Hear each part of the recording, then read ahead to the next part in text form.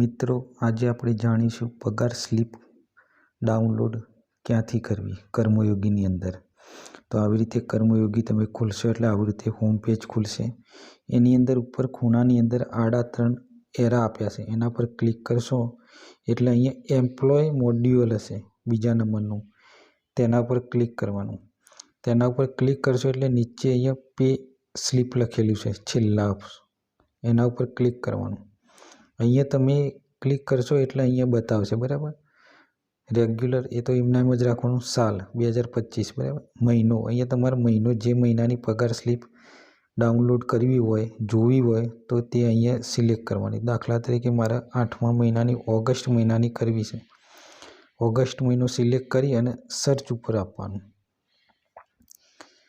એટલે અહીંયા નીચે PDF બતાવી દેશે પગાર સ્લિપની. થોડી વાર લાગશે. જોયું, 8મા મહિનાની આવી જાય.